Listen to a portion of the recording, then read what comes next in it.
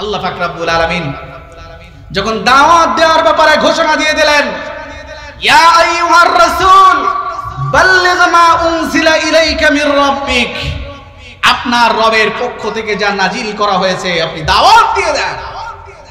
আমার ভাই বাবাজিরা, দাওয়াতটা ছিল অপ্রকাশ্য, গোপনে গোপনে, কিন্তু হঠাৎ করে রাসূল করিম সাল্লাল্লাহু আলাইহি ওয়াসাল্লামের উপরে অর্ডার হলো, আদেশ হলো যে ওয়ানজির আশিরাতাকাল আকরাবিন, হে নবী আর গোপনে গোপনে নয়, প্রকাশ্যে ময়দানে কোরআনের হক কথাটা স্পষ্ট ভাবে বর্ণনা করে দিতে হবে, কোনো লুকোচুরি চলবে না।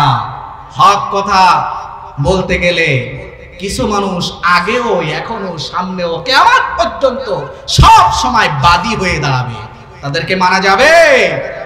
এমনও দেখেছি আমরা কোরআনে কারিমের স্পষ্ট বর্ণনাগুলো যখন খুলে খুলে বর্ণনা করা হয়েছে, বক্তার কলার পর্যন্ত ধরা হয়েছে। দেখেননি আপনারা? গাড়িতে আক্রমণ হয়েছে, মাহফিলগুলোকে বন্ধ করে দেওয়া হয়েছে, যারাই করেছে আর যারা করার জন্য প্রস্তুতি নিয়েছে প্রত্যেককে কালকে আমাদের কঠিন আদালতে বিচারের সময় আল্লাহর আদালতের কাঠগড়ার আসামি হয়ে যাবে, ঠিক না বলে? ভাই বাবাজিরা, দুনিয়ায় আল্লাহ ছাড় দেন, একটু ঢিল দেন, দেখেন যে কত দূর পর্যন্ত যাইতে পারে, কিন্তু আল্লাহ স্থায়ীভাবে ছেড়ে দেন না তাকে, একটু ঢিল দিয়ে দেখেন। এই যে গুড়ি যারা উড়ায়, গুড়ি আছে না, গুড়ি চিল্লা, এই গুড়ি যখন উড়ায়, গুড়ি আকাশে হেলে আর দলে, গুড়ি তো মনে করে জীবনে কোনোদিন মনে আমি আর নিচে নামবো না, কিন্তু গুড়ির মালিক কি মনে করে? কাগজে কাট কর গুড়ি বানা কর ছোড় দে আসমান মে, কাগজে কাট কর গুড়ি বানা কর ছোড় দে আসমান মে, গুড়ি বেচারি কিয়া করেগি রসি মেরা হাত মে। কাগজের এই গুড়ির মালিক রশি যার হাতে রয়েছে, এ মনে করে তুমি যতই নাচানাচি করো, যতই হেলোয়ার দলো, এক নরমাল দুনিয়ার চেয়ার পে অন্যায় ভাবে স্টিম রুলার তুমি যা চালাও যা করো না কেন, দুনিয়া আমি তোমার ছাড় দিয়ে একটু দেখি কত দূর পর্যন্ত যাইতে পারো। নির্দিষ্ট সময় হওয়ার সঙ্গে সঙ্গে গুড়ি কিন্তু গুড়ির মালিকের হাতে চলে আসবে, ঠিক কিনা বলেন? আজিমের মালিক তোমাকে যখন দুনিয়ায় পাঠিয়েছে, এটা পোশাকই তো ছিল না গায়ে, ঠিক কিনা? এটাও তো আল্লাহ দিয়েছে। কথা বলতে পারতাম না, সেটাও আল্লাহ দিয়েছে। খাইতে পারতাম না, সেটাও আল্লাহ দিয়েছে। কিছুই তো ছিল না, আর আজিমের মালিক সেটা আমাকে দয়া করে দিয়েছে। আজকে যদি সেটা আমরা বলি, সেটা হবে সীমিত, অল্প সময়, কিন্তু আল্লাহ যখন ভালো ধরা ধরবেন, সে ধরার থেকে মুক্তি দেওয়ার ক্ষমতা আর সে আজিমের। আল্লাহ যখন ভালো মতো ধরবেন, এই জমিনে কেউ তাকে রক্ষা করতে পারবে না, ঠিক কিনা বলেন? ভাই বাবাজিরা, তো যে আলোচনা মূলত আমি করছিলাম, এই সূরা লাহাব, রাসূল করিম সাল্লাল্লাহু আলাইহি সাল্লামের চাচা আবু লাহাব, ওর নাম ছিল আব্দুল উজ্জা। রাসূল সাল্লাল্লাহু আলাইহি সাল্লামকে বলা হলো, হে নবী, আপনি দাওয়াত দিচ্ছেন, কিন্তু ওয়ানজির আশিরাতাকাল আকরাবিন, এখন আর গোপন গোপন নয়, এখন দাওয়াত হবে প্রকাশ্যে, আপনার আত্মীয় স্বজনের ভিতরে ওপেনে দাওয়াত চলবে। সুবহানাল্লাহ।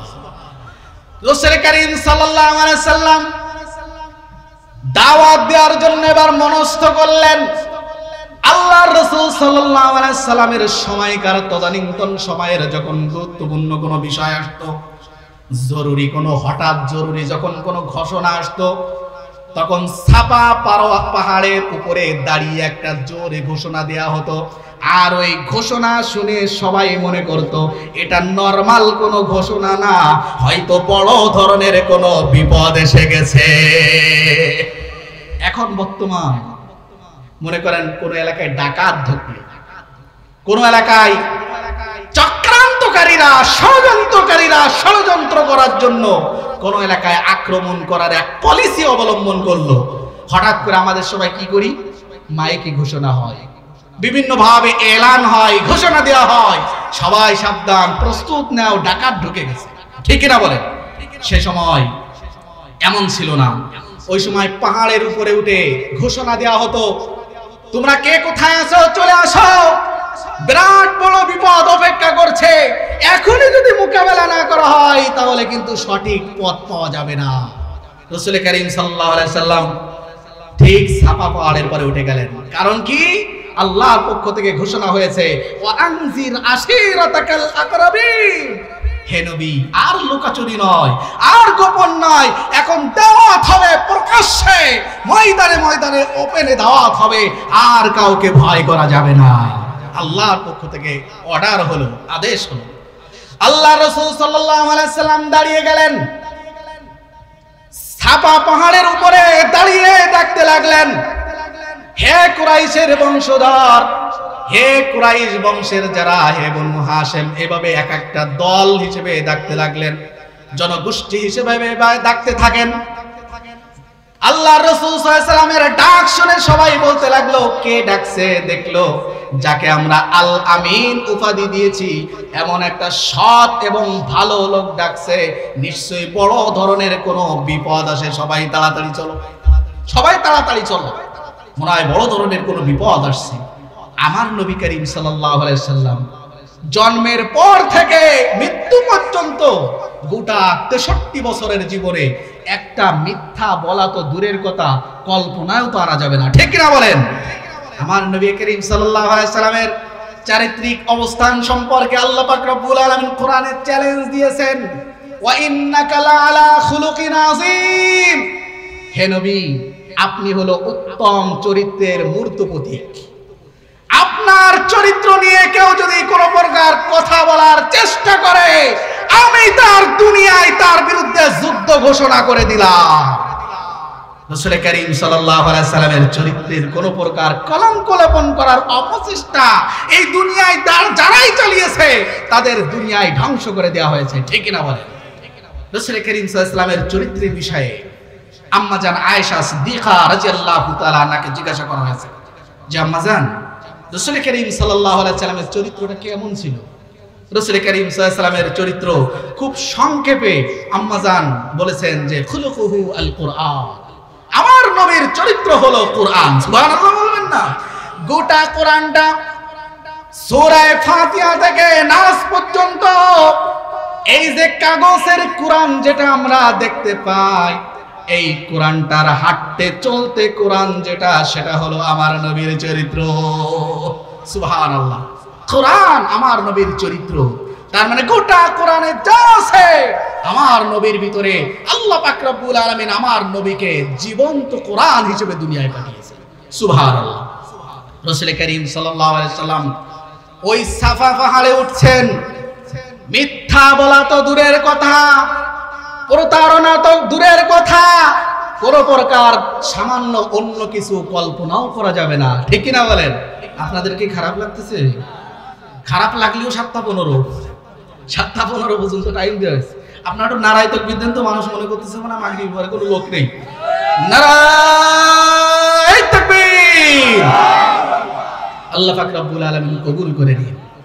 নারায়ে তাকবীর, আল্লাহু আকবারের এই ধ্বনি যত দূর পর্যন্ত পৌঁছায় শয়তান লেজ গুটিয়ে পালাইতে থাকে। এই আল্লাহু আকবারের ধ্বনি এই বাংলার জমিনে অনেকে আছে শুনতে পায় না, ভালো লাগে না। আল্লাহু আকবার বললেই মনে করে অন্য একটা সমস্যা আছে, ঠিক না বলেন?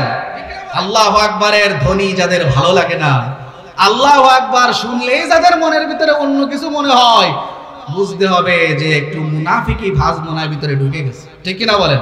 আল্লাহ পাক রব্বুল আলামিন আমাদের হেফাজত করুক, বলেন আমিন। রাসূল করিম সাল্লাল্লাহু আলাইহি সাল্লাম ওই পাহাড়ের উপরে উঠে যখন ডাকলেন, সবাই চলে আসছে, সবাই দিদার সে চলে আসছে। কোন বাধাকে উপেক্ষা করে রাসূল করিম সাল্লাল্লাহু আলাইহি সাল্লামের সেই ডাকের সামনে যখন চলে আসছেন, আল্লাহ রাসূল সাল্লাল্লাহু আলাইহি সাল্লাম বললেন, লা ইলাহা ইল্লাল্লাহু মুহাম্মাদুর রাসূলুল্লাহ। আমি মুহাম্মদ তোমাদেরকে যে বিপদের কথা বলছি সেটা হলো স্থায়ী বিপদ। তোমরা যদি আজকে এক আল্লাহ ছাড়া অন্য কাউকে উপাস্য রূপে গ্রহণ করো, এক আল্লাহ ছাড়া কোনো উপাস্য নেই, এইটা যদি না মানো, মুহাম্মদ হলো একমাত্র নেতার রাসূল, এটা যদি না মানো, তাহলে এই পাহাড়ের পিছনে বড় কোনো কিছু অপেক্ষা করছে যা স্থায়ীভাবে তোমাদেরকে ধ্বংসের ভিতরে নিমজ্জিত করবে। এই কথা রাসূল সাল্লাল্লাহু আলাইহি ওয়াসাল্লাম ঘোষণা দেওয়ার জন্য ডাকলেন। তখনই ওর ভিতরে রাসূল করিম সাল্লাল্লাহু আলাইহি ওয়াসাল্লামের নিজের চাচা আম্মুর রাজুলি সিনওয়াবি, চাচা তো বাপের মতো, নিজের চাচা আবু লাহাব, আবু জাহেল কিন্তু নিজের চাচা ছিল না, প্রতিবেশী চাচা। ও প্রতিবেশী চাচা বিভিন্ন প্রকার অত্যাচার করলে করতেও পারে, কিন্তু নিজের চাচা যে বাপের মতো সে করে কি করে বলেন? ঠিক না? সে করে কিভাবে? নিজের চাচা। আবু জাহেল তো সব সময় লেগে বেরিত রাসূল করিম সাল্লাল্লাহু আলাইহি সাল্লামকে, সব সময় দেখা হলে বলতো, মুহাম্মদ আজকের কোনো নিউজ আছে নাই? দেখলে এরকম বলতো, নতুন নতুন কোন আজকে কোনো কিছু আছে? রাসূল করিম সাল্লাল্লাহু আলাইহি সাল্লামকে মেরাজ থেকে আসার পরে আল্লাহ রাসূল সাল্লাল্লাহু আলাইহি সাল্লামকে আবু জাহেল বলতেছে যে, ভাতিজা আজকের কোনো নিউজ আছে? রাসূল সাল্লাল্লাহু আলাইহি সাল্লাম বললেন, আজকে তো চাচা অনেক বড় নিউজ। সুবহানাল্লাহ বলবেন না? এক রাত্রে আমি বাইতুল মাকদাসে গিয়েছি, জান্নাতে গিয়েছি, জাহান্নামে গিয়েছি, এক রাত্রে আমি সব ভ্রমণ করে আসছি। সুবহানাল্লাহ। আবু জাহেল বলে, আগে আমি মনে করতাম অর্ধেক, এখন তো ফুল। নাউজুবিল্লাহ বলবেন না? আগে মনে করতাম অর্ধেক পাগল, এখন দেখি ফুল। আবু জাহেল পাগল বলে, কিন্তু আমার নবী, যে নবীকে কুল কায়নাত সৃষ্টির রহস্য, সমস্ত নবীর সরদার, সমস্ত মাখলুকের শ্রেষ্ঠ হিসেবে যে নবীকে সৃষ্টি করেছেন, সেই নবীর ব্যাপারে তুল কালাম আবু জাহেল সৃষ্টি করে। এই জন্য তো মক্কা মদিনা আজও পর্যন্ত যে যায়, ওর বাড়িতে ওর মুখের পরে একটু বাথরুম করে দিয়ে আসে। ঠিক না বলে? রাসূল সাল্লাল্লাহু আলাইহি ওয়াসাল্লাম যখন এই কথা বললেন, আবু জাহেল তখন সর্বপ্রথম আবু বকর সিদ্দিক রাদিয়াল্লাহু তাআলা আনহুকে ডাকলেন। আবু বকর সিদ্দিক রাদিয়াল্লাহু তাআলা আনহু যে সবচেয়ে কাছের বন্ধু ছিল, এমপি সাহেব যদি ভুল করে, এমপি সাহেবের সবচেয়ে কাছের যে থাকে তাকে কিন্তু খোঁচা মারি মারি সবাই একটু বলে। ঠিক না বলেন? মেম্বার চেয়ারম্যান যদি একটু ভুল করে, তার কাছের যে লোক আছে তাকে একটু প্রথমে একটু তাকেই একটু বলতে থাকে, যেহেতু ডাইরেক্ট আর এমপি সাহেব চেয়ারম্যান মেম্বারে কিছু বলা যায় না। ঠিক না বলেন? রাসূল সাল্লাল্লাহু আলাইহি সাল্লামের বন্ধু আবু বকর সিদ্দিক রাদিয়াল্লাহু তাআলা আনহুকে বলছেন যে, হে আবু বকর, তোমার বন্ধু মুহাম্মদ নাকি কালকে রাতে বাইতুল মাকদাসে গেছে, জান্নাতে গেছে, জাহান্নামে গেছে, এক রাতেই, তুমি কি বিশ্বাস করো? তখন আবু বকর সিদ্দিক রাদিয়াল্লাহু তাআলা আনহু বলেছেন, এটা কি আমার নবী বলেছেন? বলছে, হ্যাঁ এটা বলেছেন। আবু বকর সিদ্দিক রাদিয়াল্লাহু তাআলা আনহু বললেন, ও আবু জাহেল, তুমি শুনে রাখো, আমার দোস্ত মুহাম্মদ যদি নিজের মুখ থেকে এই কথা বলে, আমার দোস্ত মুহাম্মদ যদি এই কথা বলে থাকে, এক রাত্রে বাইতুল মাকদাস, জান্নাত আর জাহান্নাম সে সফর করেছেন, এই কথা যদি বলে থাকে, আমি আবু বকর এটা একেবারে কোন নির্দ্বিধায় সেটা আমি বিশ্বাস করে নিলাম। সুবহানাল্লাহ। আমি নির্দ্বিধায় সেটা বিশ্বাস করে নিলাম। আবু বকর তো মানতে নারাজ, চিন্তা করলো এ মনে অন্ধমুড়ি, এ হবে না। সবাইকে ডাক দিয়ে, লোকজনকে ডাক দিয়ে এক জায়গায় করে একজনকে ডাক দিয়ে বলল, এ তুমি গতদিন না মাঝে তো তুমি হচ্ছে ওই বাইতুল মাকদাসে সফর করেছিলে, এখান থেকে কত সময় লাগছিল? তো বলল যে হচ্ছে এখান থেকে যাইতে 20 দিন, আসতে 20 দিন, মোট 40 দিন লাগছে। যাইতে 20 দিন, আসতে 20 দিন, এই কথাটা বলে রাসূল সাল্লাল্লাহু আলাইহি ওয়াসাল্লামকে ছোট করার চেষ্টা করেছেন। ঠিক কিনা? কিন্তু রাসূল সাল্লাল্লাহু আলাইহি ওয়াসাল্লাম যে ছোট করার চেষ্টা করে, আর সে আজিমের মালিক সহ্য করবে না। ছোট করার জন্য এইভাবে যখন বলছেন, এবার রাসূল সাল্লাল্লাহু আলাইহি ওয়াসাল্লামের সামনে যখন এসব হচ্ছে, আবু জাহেল বলল, মুহাম্মদ, তোমাকে পরীক্ষা করা হবে। তুমি যে বলছো বাইতুল মাকদাস, জান্নাত, জাহান্নাম সব জায়গায় তুমি ভ্রমণ করে আসছো, ও মুহাম্মদ, স্বাভাবিকভাবে আমাদের একজন 40 দিন লাগে তারা যাইতে আর আসতে, আর এক রাতে তুমি সব কিছু করে আসলা। তোমাকে আজ পরীক্ষা করা হবে। তুমি তো বলো তো, বাইতুল মাকদাসের ভিতরে যে বাইতুল মাকদাসে কয়খান দরজা আছে, কয়টা জানালা আছে, এগুলো একটু বলো। কয়টা জানালা আছে, কয়টা দরজা আছে? আপনার জায়গায় 2 তলা 3 তলা বাড়ি আছে, গুনে বলতে পারবেন? সেও ভাবা লাগবে যে কোন জায়গায় দরজা, কোন জায়গায় জানালা। নিজের বাড়ি সব সময় চলে, এরপরে অনেক সময় মুখস্থ থাকে না। ঠিক না বলেন? আর শাহজিমের মালিক আল্লাহ পাক রব্বুল আলামিন জিবরিল আমিন আলাইহিস সালামকে বললেন, ও জিবরিল, আমার দোস্ত মুহাম্মদ বিপদে পড়বে, এটা তো হতে পারে না। আবু জাহেল বাইতুল মাকদাস সম্পর্কে কিছু উদ্ভব কথা, যে কথার কোনো ভিত্তি নাই। আপনারা যদি এখন আমাকে বলেন ফিরাউনের নানির নাম কি, বলা যাবে? এগুলো প্রশ্ন হলো কোন এরকম আবু তো যখন দিয়ে বলেন, এবার আবু জাহেল তখন বলে এ তো সাধারণ মানুষ না, এ তো বড় জাদুকর গণক।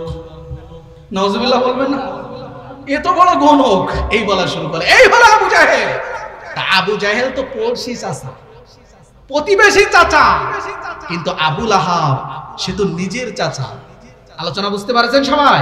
সে তো নিজের চাচা, যার নাম আব্দুল উজ্জা ছিল। এই নিজের চাচা যখন বুঝলো যে মোহাম্মদ ঘোষণা দিয়েছে লা ইলাহা ইল্লাল্লাহ মুহাম্মাদুর রাসূলুল্লাহ, তারা তো আরবি বুঝতো, আমরা তো বুঝি না। আমরা তো সবাই 1000 বার লা ইলাহা ইল্লাল্লাহ মুহাম্মাদুর রাসূলুল্লাহ এজন্য আমরা জিকির করি, আমরা কিন্তু অনেকেই বুঝবো না। আমরা জানবো যে এটা কালেমা, কালেমা এর অর্থটা কি? লা ইলাহা ইল্লাল্লাহ কোন উপাস্য নয়, কারোর আইন মানি না। বাংলাদেশের সংসদ থেকে যদি পাস হয়ে যায় মদ খাওয়া জায়েজ, কিন্তু আমরা এটা মানতে জানি না, কেননা এক আল্লাহকে আমরা মানি, ওই আল্লাহ বলেছে এটা জায়েজ নেই, ঠিক না? বাংলাদেশের সংসদ থেকে যদি বলা হয় সুদ খাওয়া জায়েজ আছে, আমরা বলবো যে না না না, আমরা এক আল্লাহকে মানি, আমার আল্লাহ বলেছে আহাল্লাল্লাহুল বাইআ ওয়া হারামার রিবা। আমার আল্লাহ বলেছেন ব্যবসা তোমার জন্য হালাল। এই যে আমার ব্যবসায়ী ভাইরা চাইলে এখানে যাত্রার মঞ্চ বানাইতে পারত, ঠিক না বলেন? চাইলে তাদের টাকা দিয়ে এই মজমাকে উলাঙ্গ ড্যান্স আর নৃত্যই রূপান্তর করতে পারতেন। তা না করে আমার ভাইরা কোরআনের মজমা কায়েম করেছে। আল্লাহ তাদের ব্যবসার ভিতরে বরকত দান করুক, বলেন আমিন। ভাই ও বাবাজিরা, আবু লাহাব রাসূল করিম সাল্লাল্লাহু আলাইহি সাল্লামের চাচা, চাচা তো কালেমা বুঝতো, তারা আরবি বুঝতো। আবু লাহাব বুঝলো আর তো মাতব্বারি চলবে না, যদি এই কালেমা স্থির করে ফেলে মুহাম্মদ, কোন উপাস্য নাই আল্লাহ ছাড়া, এটা যদি মেনে নেয় সবাই, আমরা কি করে খাবো তাহলে? এই টেনশনে সে পড়ে গেল।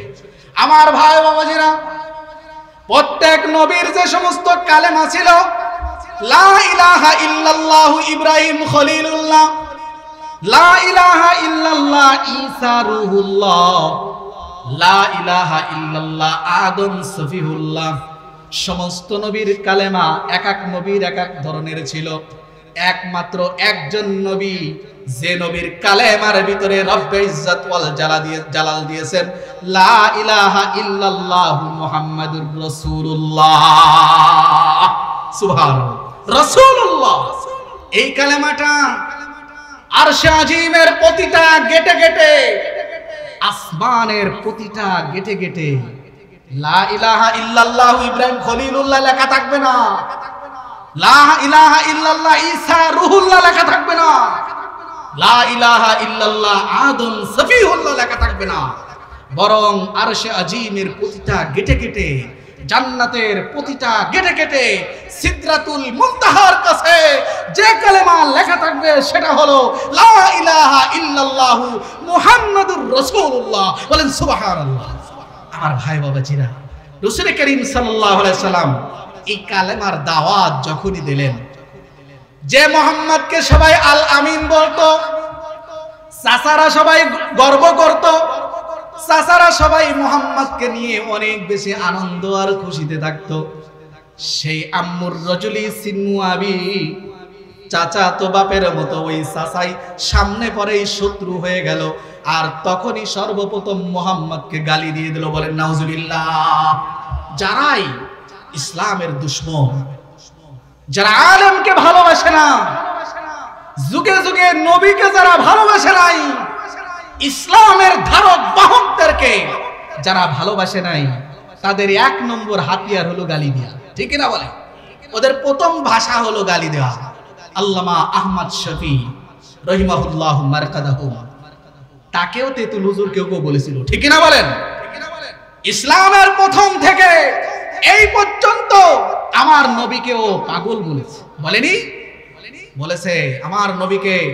একবার তো হজের সময় প্রত্যেকটা মোড়ে মোড়ে লোক ফিট করে দিয়ে বলে দেওয়া হয়েছে, তোমরা সবাই ঘোষণা দিবা ওই পাগলের কাছে যেন কেউ না যায়। সবাই চিন্তা করলো কেমন পাগল, যার জন্য এতগুলো জমি বিক্রি করা হচ্ছে, তাকে তো একটু দেখতে যাওয়ার দরকার। আমার নবীতে এমন ছিলেন, যার সাথে কথা বললে, যার সঙ্গে, যার দিকে তাকাইলে, যার দিকে একবার মুস্কি হাসি দেখলে ইসলাম ধর্ম গ্রহণ করে নেয়। সুবহানাল্লাহ। যে নবীকে পাগল বলে আখ্যায়িত করলো, ওই বছর ইসলামে সব থেকে বেশি ইসলাম ধর্ম গ্রহণ করেছেন। বলে সুবহানাল্লাহ। আমার নবীকেও গালি দিয়েছেন। ইসলামের প্রথম থেকে এ পর্যন্ত যারা ইসলামের দুশমন, তাদের প্রথম হাতিয়ার হলো ইসলাম যারা মানে, ইসলামের ধারক বাহককে গালি দেওয়া। ফিরাউন তাই গালি দিয়েছে মুসা আলাইহিস সালাম। কোরআন শরীফের ভিতরে সূরা শুআরা 19 নম্বর পারার সূরা শুআরার 19 নম্বর আয়াতে আল্লাহ পাক রব্বুল আলামিন বলেন, ওয়া ফাআলতা ফাআলাতাকাল্লাতী ফাআলতা ওয়া আনতা মিনাল কাফিরিন। বলতেছেন যে হে মুসা, তুমি যে কাজ কারবারগুলো চালাচ্ছো বর্তমানে কিন্তু কাফেরের কাজ। কিরা বলতেছে? ফিরাউন। আপনারা দেখবেন এখন তো বাংলা কোরআন শরীফ আছে। ফিরাউন মুসা আলাইহিস সালামকে বলতেছে, ফিরাউন যে ওয়া ফাআলতা ফাআলাতাকাল্লাতী ফাআলতা ওয়া আনতা মিনাল কাফিরিন। যে ফিরাউন এত খারাপ ছিল, একেবারে ইসলামে সেই ফিরাউনের সময় থেকে আজ পর্যন্ত একজন কাফেরও ফিরাউনের নাম রাখে না। ঠিক কিনা বলেন? এত অভিশপ্ত, তার নাম খারা রাখে না। সে মুসা আলাইহিস সালামকে কি বলছেন? ওয়া ফাআলতা ফাআলাতাকাল্লাতী ফাআলতা ওয়া আনতা মিনাল কাফিরিন। হে মুসা, তোমারে ছোটকালের থেকে লালন পালন করলাম, তোমারে আমাদের ভিতরে খাওয়াইলাম, পড়াইলাম, এত কিছু করলাম, আর ওয়া ফাআলতা ফাআলাতাকাল্লাতী ফাআলতা ওয়া আনতা মিনাল কাফিরিন, এখন তুমি এমন কাজ কারবার করতেছো, এগুলো কাফেরের কাজ, তার মানে তুমি কাফের, এই বলতে চাচ্ছে। এই বলে গালি দিয়েছে। ইসলামের প্রথম থেকে জানতো। আবু লাহাব রাসূল করিম সাল্লাল্লাহু আলাইহি সাল্লামের চাচা হওয়া সত্ত্বেও নিজের ভাতিজাকে যখন এভাবে গালি দেয়া হলো, এভাবে যখন রাসূল সাল্লাল্লাহু আলাইহি সাল্লামকে গালি দিলেন, আরশে আজিমের মালিক সহ্য করবে না। শুধু গালি দিয়ে ক্ষান্ত হন নাই, এই আবু লাহাব সঙ্গে সঙ্গে নিজের রাগকে নিয়ন্ত্রণ করতে না পেরে একটা পাথরের খণ্ডকে উঁচু করেছেন, রাসূলকে মারবেন। কিন্তু আরশে আজিমের মালিক আল্লাহ পাক রব্বুল আলামিনের প্রিয় দোস্তের সামান্য প্রকার কোন আঘাত যদি কেউ করে, মান আদালি ওয়ালিয়ান ফাকাদ আযানতুহু ফিল হারব। এই জমিনের মধ্যে যারা আল্লাহর দাসত্ব পালন করে, যারা কোরআন এবং হাদিসকে ভালোবাসে, কোরআনের পথে যারা চলে, তাদের সাথে যারা বেয়াদবি করে, আল্লাহ পাক রব্বুল আলামিন তাদের সঙ্গে সরাসরি যুদ্ধের ঘোষণা লাগাই দেয়। সরাসরি যুদ্ধ। এই সমস্ত জালেমদের মারতে মেলা কিছু লাগে নাই। নমরুদের মারার জন্য আল্লাহর একটা ল্যাংড়া মশারে বাড়ে, মেলা কিছু লাগেনি। ফিরাউনকে মারার জন্য বড় নদী লাগে নাই, অল্প পানিতে তারা সুবাই সুবাই শেষ করেছে। আল্লাহ পাক রব্বুল আলামিন তার দুশমনদেরকে, জালেমদেরকে আল্লাহ বহুত কামান, বহুত বড় অস্ত্র শস্ত্রে সজ্জিত জিনিস লাগে না। আল্লাহর দুশমন যারা, আল্লাহ পাক রব্বুল আলামিনের প্রিয়তম ব্যক্তি যারা থাকে, আল্লাহর নবী, উলামায়ে কেরাম, ওলিগণ যারা জমিনের ভিতরে চলাচল করে, কোন জালেম ইসলামের অপশক্তি তাদেরকে আক্রমণ করতে চাইলে আল্লাহ তাদের যুদ্ধের ঘোষণা দিয়ে দেন। আবু লাহাব সে যখন এই করলো, জিবরিল আমিন আলাইহিস সালামকে আল্লাহ পাক রব্বুল আলামিন বলেন, জিবরিল, এই আবু লাহাব আমাকে গালি দিয়েছে, আমি আল্লাহকে, সে কিন্তু মানে নাই, অনেক ভাবে গালি দিয়েছে, আমি তাকে কোনো সময় কিছু করি নাই, কোনো সময় কিছু বলি নাই। আমি আল্লাহ গফুর, আমি তো গফফার, আমি তো রহিম, আমি তো রহমান। আমার গফুর, গফফার, রহিম, রহমানের নামের দিকে তাকিয়ে আমি তাকে কোনো কিছুই বলি নাই। এখন আমার দোস্ত মুহাম্মাদের ব্যাপারে কথা বলেছে, এই সূরা খানা আমার দোস্তর কাছে পৌঁছিয়ে দাও। তাব্বাত ইয়াদা আবি লাহাবিন ওয়া তাব, এই সূরাটা নিয়ে যাও। যে আবু লাহাব এক হাত দিয়ে পাথর নিক্ষেপ করতে চেয়েছে, আর এক হাতের শক্তি নিয়েছে, এই দুই হাত খানা ধ্বংস হয়ে যা। আল্লাহ পাক রব্বুল আলামিন ঘোষণা দিয়ে দিলেন।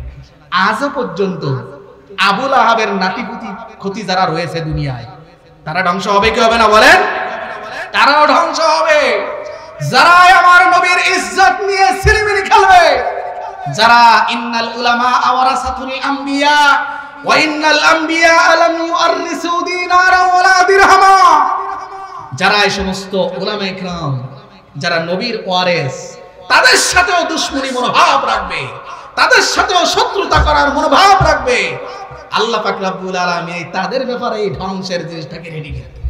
ভাই বাবাজিরা, আবু লাহাবের আল্লাহ পাক রব্বুল আলামিন এই ঘোষণা দিয়ে দিলেন, সূরা খারা নাজিল করে দিলেন যে তাব্বাত ইয়াদা আবু লাহাবি ওয়া তাব, তার দুই হাত ধ্বংস, সে নিজেও ধ্বংস হয়ে যাক। পরের আয়াতেও আল্লাহ পাক রব্বুল আলামিন বলে দিয়েছেন মা আগনা আনহু মালুহু ওয়া মা কাসাব, তার সম্পদ, তার উপার্জন এ কোনো কিছু কাজে আসবে না, কোনো কিছু কাজে আসবে না। যারা ইসলামের দুশমন, যারা ইসলামকে চিরতরে ভালোবাসে না, ইসলামের ক্ষতির পিছনে তাদের সময়কে কাটিয়ে দেয়, তাদের সম্পদ, তাদের উপার্জন আল্লাহ এভাবে ব্যর্থ করে দেন। ঠিক না বলে? অনেক টাকা পয়সা বানিয়েছে ইসলামের দুশমনি করে, হঠাৎ একটা কারণে সব ফেলেতেই চলে যেতে হয়েছে। হয় না, হয় না বলেন? অনেক এমন হয়। যাই হোক ভাই ও বাবাজিরা, রাসূল করিম সাল্লাল্লাহু আলাইহি সাল্লামের এভাবে যখন সে আক্রমণ করতে চাইলো, আল্লাহ তার সূরা নাজিল করে দিয়ে, গজবের আয়াত নাজিল করে দিয়ে আল্লাহ তাকে ধিক্কার দিয়ে দিলেন। এই আবু লাহাব, তার নাম কিন্তু আব্দুল উজ্জা ছিল। লাহাব মানে একেবারে আগুনের মতো, আগুন যেমন জলজাল করে এরকম সুন্দর, তার চেহারাটা অনেক সুন্দর ছিল। চেহারা সুন্দর হইলেই সে ভালো হয় না। গরবা সূরত আদমি ইনসাবুদে, গরবা সূরত আদমি ইনসাবুদে, বু চেহেল ও মোহাম্মদ ইকসাবুদে। যদি সূরতের দিক দিয়ে, যদি এই আকৃতির দিক দিয়ে যদি একজন মানুষ আরেকজনের মতো হয়ে যেত, তা আবু জাহেল আর মুহাম্মদ এক হয়ে যেত। মানুষ আর মানুষত্বের মধ্যে পার্থক্য হওয়ার কারণে গরবা সূরত আদমি ইনসাবুদে, বু চেহেল ও মোহাম্মদ ইকসাবুদে, এই সূরাত দেখে যদি এক করা যেত, তাহলে আবু জাহেল আর মুহাম্মদ এক হয়ে যেত। মানুষ আর মানুষত্বের মধ্যে পার্থক্য হওয়ার কারণে মুহাম্মাদুর রাসূলুল্লাহ সাল্লাল্লাহু আলাইহি সাল্লাম সব থেকে শ্রেষ্ঠ হয়েছেন, আর আবু জাহেল সব থেকে নিকৃষ্ট হয়ে গেছে। ঠিক না বলেন? ভাই বাবাজিরা, আমি শুরুতেই বলেছিলাম কোরআনে কারীমের আজকের আয়োজক এই যে মাছ আর কাঁচা বাজারের উদ্যোগে, ব্যবসায়ীদের উদ্যোগে আয়োজিত, এই ব্যবসায়ীদের উদ্দেশ্যে তারা যে আয়োজনটা করলো, তাদেরও কিছু নসিহত করা দরকার। ঠিক না বলেন? তাদেরও কিছু, আজকের যারা এত টাকা খরচ করলো, যদি কিছু উপার্জন না করতে পারলো, এর থেকে কিছু না নিতে পারলো, তাহলে কি হবে? এজন্য আমি আজকে আর যে 15 মিনিট সময় বাকি আছে, আমি ব্যবসায়ীদের সম্পর্কে ওই হাদিসের উপরে অল্প একটু আলোচনা করব। আপনাদের কি খারাপ লাগতেছে? চলবে আলোচনা ইনশাআল্লাহ? আল্লাহ কবুল করে নিক, বলেন আমিন। অসৎ ব্যবসায়ী, 7 ধরনের ব্যবসায়ী অসৎ। কারা? আমি আলোচনা করলে, কোরআন থেকে আলোচনা করলে আপনারাই বুঝতে পারবেন কারা অসৎ আর কারা সৎ।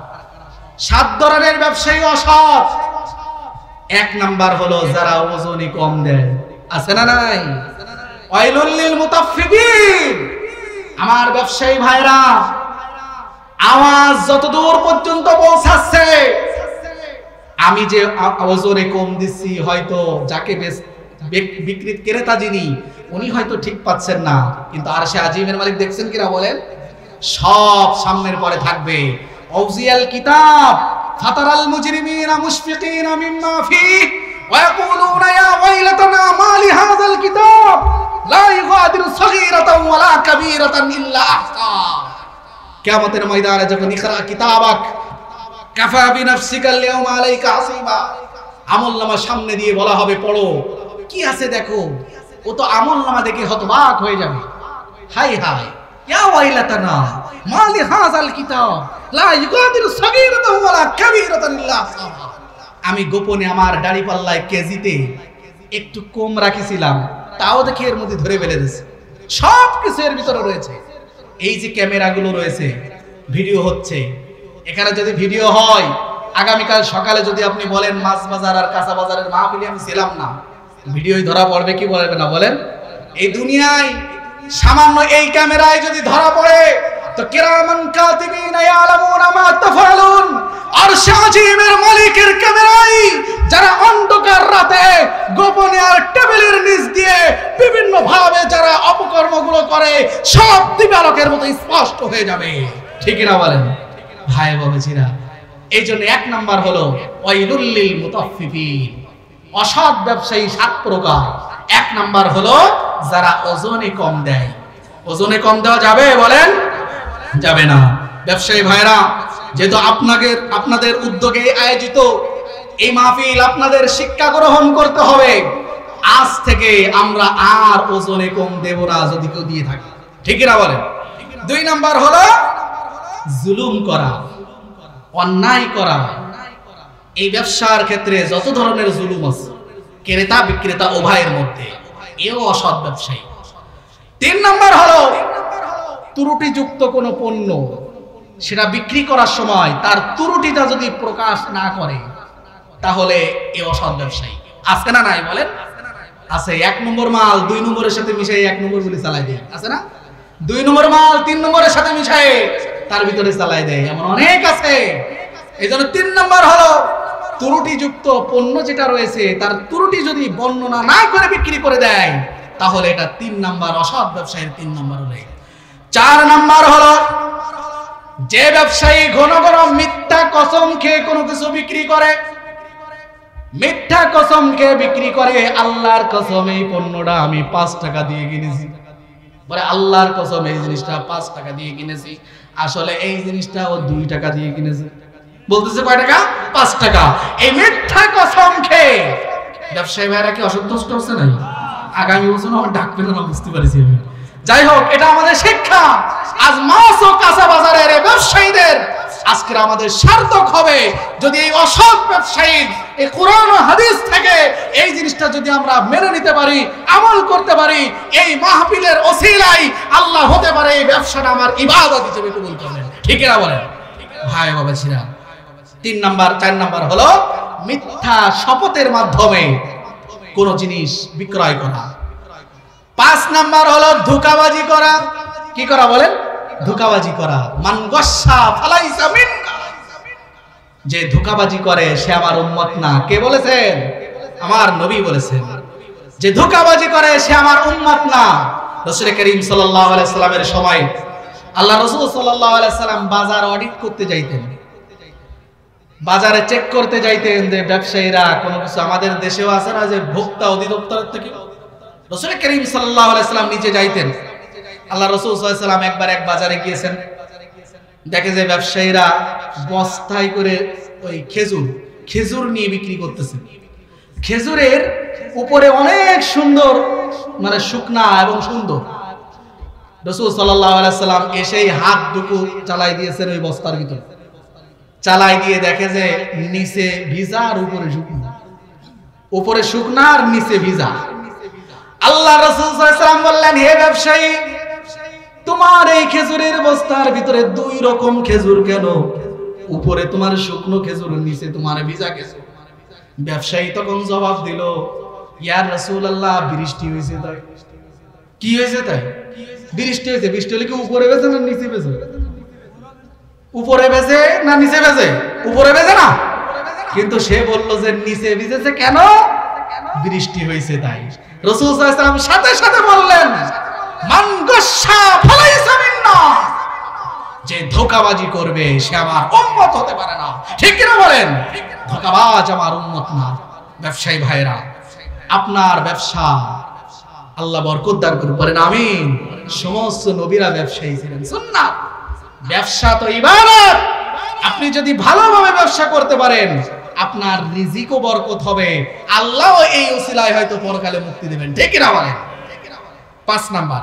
6 নাম্বার হলো আল্লাহ রাসূল সাল্লাল্লাহু আলাইহি ওয়াসাল্লাম এর হাদিস এবং কোরআন থেকে 6 নাম্বার রাসূল সাল্লাল্লাহু আলাইহি ওয়াসাল্লাম অসৎ ব্যবসায়ীদের হিসাব বলেছেন যে সুযোগ বুঝে মাল মজুত করে রাখা। রাখে কি রাখে না? এই যে রমজান মাস আসতেছে, দেখবেন রমজানের আগে মাল পাওয়া যায় না। কেন? রমজান মাসে চড়া দামে বিক্রি করবে, তা আছে না নাই? আপনারা কি অসন্তুষ্ট হচ্ছেন? কোনো আওয়াজ নাই। রাসূল সাল্লাল্লাহু আলাইহি সাল্লাম বলেছেন, এই মাল মজুত করে যদি কেউ রাখে, এই মাল মজুত করে রাখে যদি কোনো ব্যক্তি অন্যায় ভাবে দাম বাড়াই দেওয়ার জন্য, এরকম যদি কেউ করে, রমজান মাস তো রহমতের মাস, ঠিক কিনা বলেন?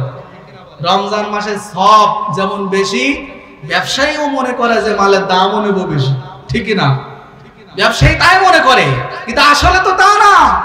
রমজানুল মুবারকে আপনি দাম কমাই দেবেন, বরকত দেবে কে? আল্লাহ।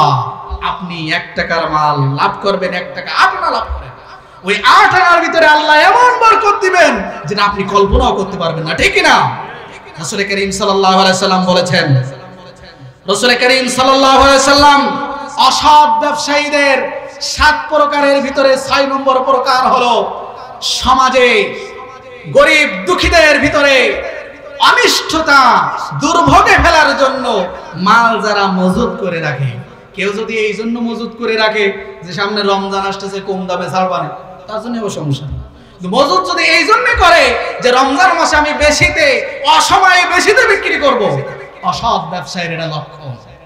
7 নাম্বার হলো হারাম মাল যারা বিক্রি করে। কি বিক্রি করে বলে? হারাম মাল। মদ খাওয়া হারাম না হালাল? সরকার যদি হালাল করে তাও কি হালাল হবে? না। যে জিনিস খাওয়া হারাম ওই জিনিস বিক্রি করাও হারাম। যে জিনিস খাওয়া হারাম ওই জিনিস বিক্রি করাও হারাম। এই হারাম মাল যে বিক্রি করে ওই ব্যক্তিও অসৎ ব্যবসায়ী। এই অসৎ ব্যবসায়ীদেরকে ওয়াসিকাল্লাযীনা কাফারু ইলা জাহান্নামা যুমারা, আল্লাহ পাক রব্বুল আলামিন ব্যবসায়ীদের সম্পর্কে যেমন সুসংবাদ দিয়েছেন, আল্লাহ তাদেরকে ওইভাবে টেনে হিচড়ে জাহান্নামে পাঠিয়ে দিবেন। বলেন নাউজুবিল্লাহ। এবার ব্যবসায়ীদের সুসংবাদও আছে। আত-তাজিরুস সাদিকু সাদুকুল আমিন মান নাবিয়িনা ওয়াস সিদ্দিকিন ওয়াস শুহাদাই ওয়াস সালিহিন।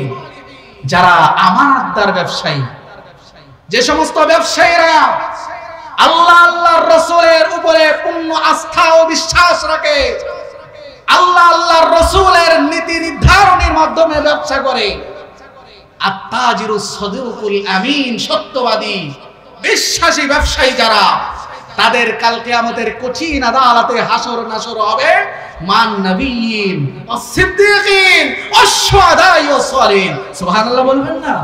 কাল কিয়ামতের কঠিন আদালতে বিচারের সময় আল্লাহ পাক রব্বুল আলামিন ব্যবসায়ীদেরকে মান নবিয়িন ওয়াস সিদ্দিকিন ওয়াস শুহাদাই ওয়াস সালিহিন, আল্লাহর নবীদেরকে সিদ্দিক শহীদদের যে কাতারে রাখবেন, এই ব্যবসায়ীদেরকে একসাথে আল্লাহ তাদের হাসর নাসর করবেন।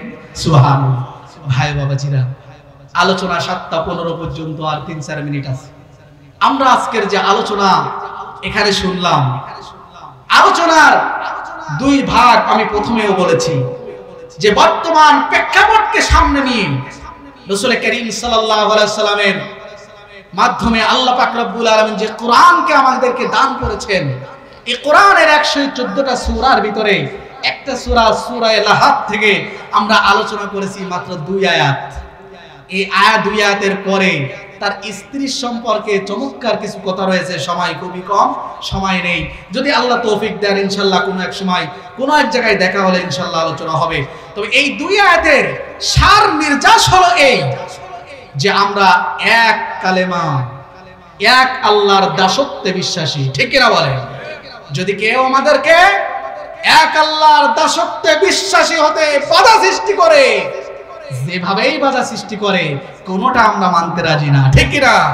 কারণ লা ইলাহা ইল্লাল্লাহ মুহাম্মাদুর রাসূলুল্লাহ আমরা জন্মগ্রহণ করার পরের থেকে মৃত্যুর আগ পর্যন্ত আমাদের কল্পনা জল্পনা, আমাদের অবস্থান সব এটাই যেন আমার শেষ কালেমা হয় লা ইলাহা ইল্লাল্লাহু মুহাম্মাদুর রাসূলুল্লাহ, ঠিক কিনা বলেন? এটাই আমাদের আজকেরা এর থেকে গুরুত্বপূর্ণ একটা শিক্ষা।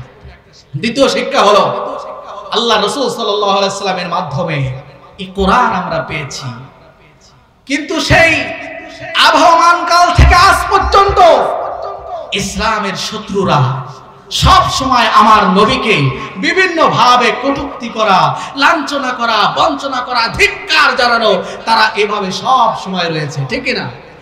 কিন্তু আল্লাহ পাক রব্বুল আলামিন তাদের ব্যাপারে, ধ্বংসের ব্যাপারে আল্লাহ পাক রব্বুল আলামিন স্পষ্ট ভাবে ঘোষণা দিয়েছেন। সুতরাং আমরা আমার নবীকে আমাদের জীবনের থেকেও বেশি ভালোবাসি, ঠিক না? লা ইউমিনু আহাদুকুম হাত্তা আকুনা আহাব্বা ইলাইহি মিন ওয়ালিদিহি ওয়া ওয়ালাদিহি ওয়ান নাসি আজমাইন। ততক্ষণ পর্যন্ত একজন পরিপূর্ণ মুমিন হতে পারবে না যতক্ষণ পর্যন্ত সে নিজের পিতামাতা, নিজের সন্তান, নিজের সব কিছুর থেকে বেশি আমার নবীকে ভালোবাসবে না। সে কশিন কালেও পাক্কা মুমিন হতে পারবে না, ঠিক না বলেন? আজকের আলোচনা থেকে আমরা এটাও শিখলাম।